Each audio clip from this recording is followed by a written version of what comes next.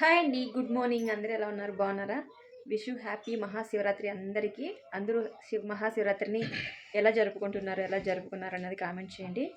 ఓకేనా? మేమైతే ఎలా చేసుకున్నాం అన్నది ఈ వీడియోలో అయితే మీతో చూపించబోతున్నాను. ఓకేనా? సో ఆయన అనుగ్రహం మహాశివరాత్రి రోజు శివయ్య అనుగ్రహం మనందరికీ ఉండాలని మనస్ఫూర్తిగా కోరుకుంటున్నాను. ఓకేనా? మన ఛానల్లో ఆల్రెడీ వీడియోస్ పెట్టి చాలా రోజులైంది.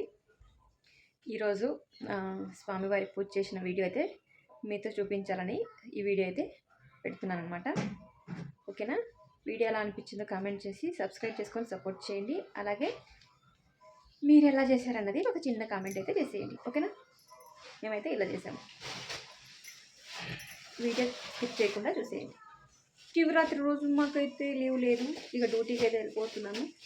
ఇంకా తప్పదు. మా ఇంట్లో అయితే పూజ చేసేసి బయలుదేరుతున్నాను అనమాట.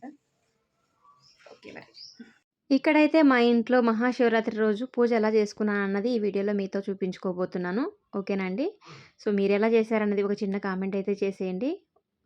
సో చూడండి, ఇలా సింపుల్గా అయితే చేశాను. మా ఇంట్లో మందారం చెట్టు అయితే పూలు పూసిందండి. రోజు ఒక పువ్వు అయితే పూస్తుంది తీసుకొచ్చిన తర్వాత. మా ఇంటి ముందర ముగ్గు అయితే ఇలా సింపుల్గా వేసుకున్నాను. సో రంగులంతా వేద్దాం అనుకున్నాను కానీ నాకు టైం అయితే లేదు. ఎందుకంటే నేను డ్యూటీకి కూడా వెళ్ళాల్సి ఉన్నింది. అందుకోసం అయితే నాకు కుదరలేదు.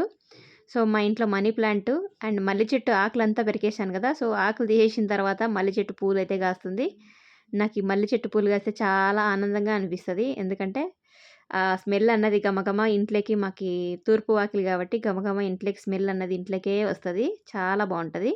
పువ్వు విడిగిన తర్వాత స్మెల్ కూడా చాలా బావుంటది. ఇక్కడైతే మా తులసి మొక్క అనమాట.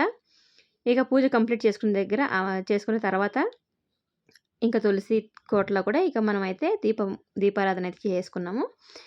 ఇంకా మా ఇంట్లో నైవేద్యం ఏం చేశామా అన్నది చూడండి. ఏం చేయలేదండి ఇంకా. సో నాకు డ్యూటీకి వెళ్ళాల్సి ఉంది కాబట్టి సో ఈరోజైతే మా ఇంట్లో స్వామివారికి ఓన్లీ ఫ్రూట్స్ నైవేద్యం అయితే పెట్టాము.